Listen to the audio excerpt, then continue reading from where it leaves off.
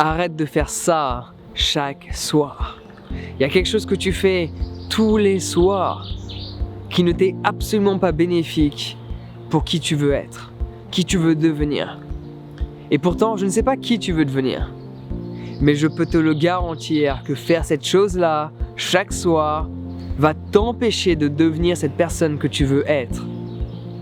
Par la simple et bonne raison que tu vas manquer de créativité et d'inspiration. Et quand tu veux devenir une nouvelle personne, penser différemment, être différent, avoir de nouvelles habitudes, de nouveaux comportements, il faut développer une certaine réflexion.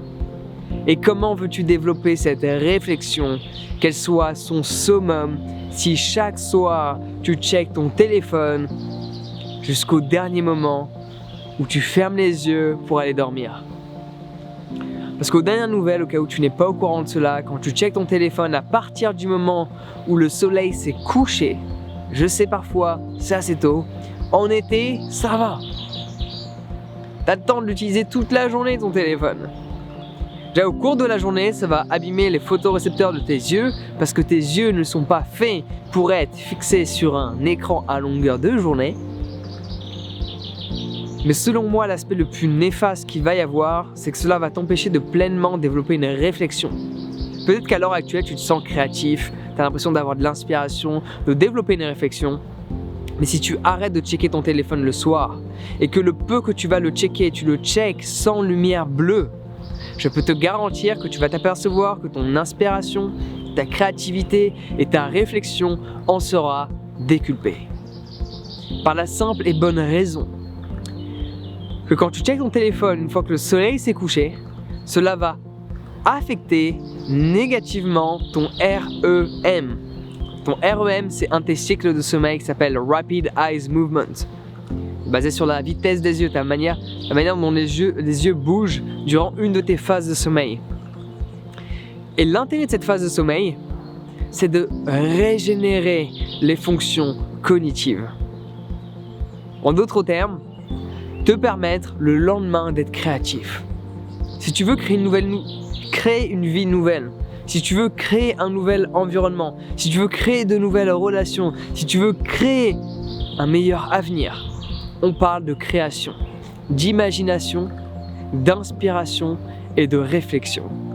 Mais si chaque soir tu fais en sorte que tes fonctions cognitives ne se régénèrent pas durant la nuit et que ton REM, donc cette phase de sommeil, soit très courte et non pas assez longue, cela va t'empêcher de développer une réflexion que tu aurais pu avoir.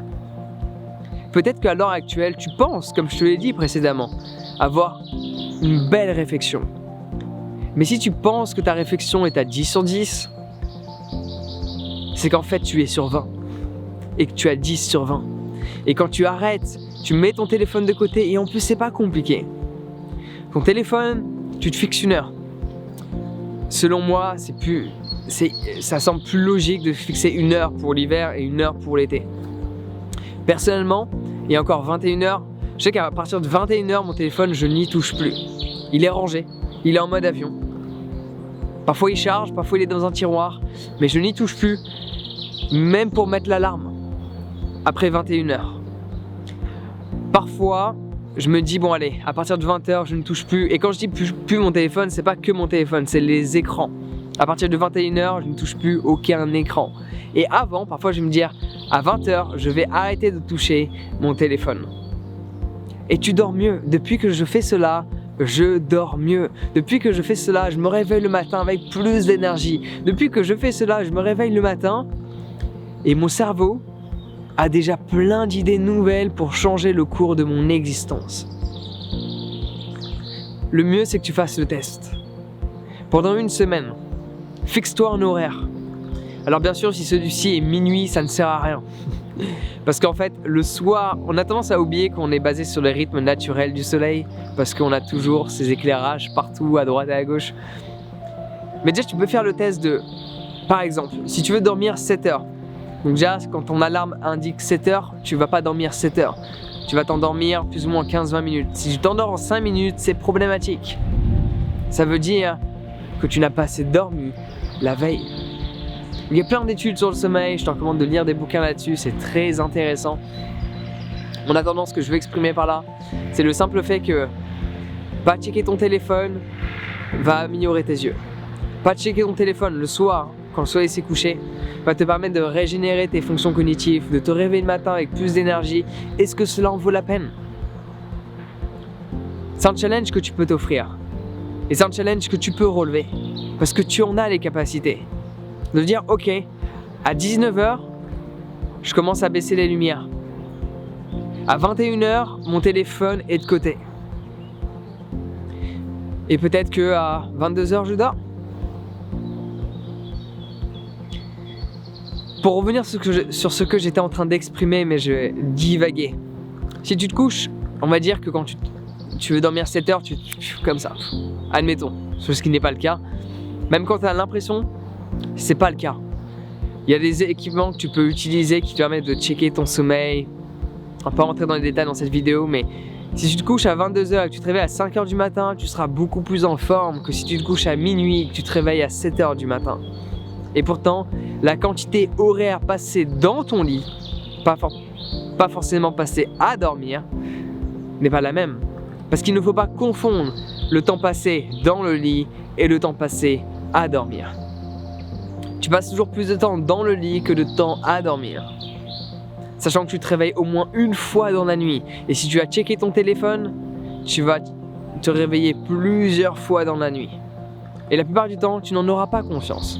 Quand tu te réveilles pendant 10 minutes, tu n'en as pas conscience parce que tu es dans cette phase de plus ou moins rêve.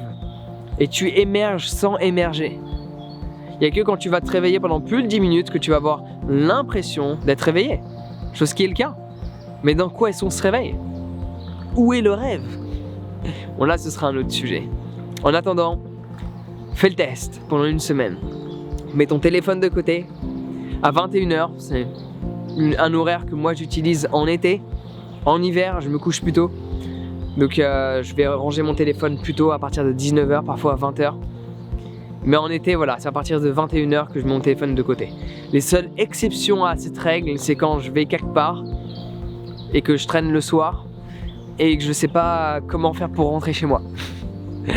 Je vais utiliser Google Maps. Voilà. Mais ça fait partie des exceptions.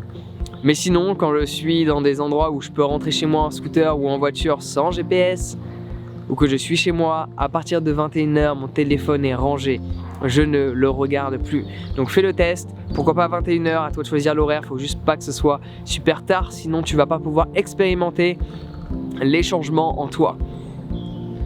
Fais le test pendant une semaine et si tu as des difficultés à te libérer de cette addiction que tu as, dis-toi que j'ai un guide sur comment se libérer des addictions en général, que cela soit l'addiction à la pornographie, l'addiction à l'alcool, au tabac, au cannabis, aux jeux vidéo, au téléphone. Et tu peux télécharger ce guide totalement gratuitement en cliquant sur le lien dans la description.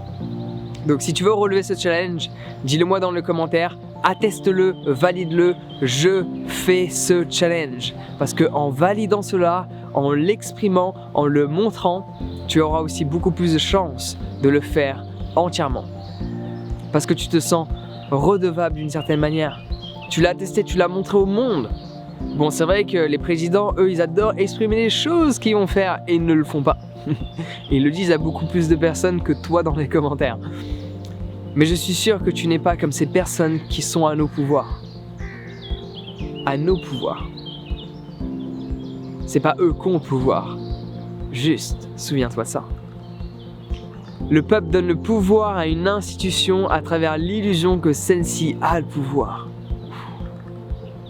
Enfin bref, là n'est pas le sujet de la vidéo, c'est juste sorti comme ça.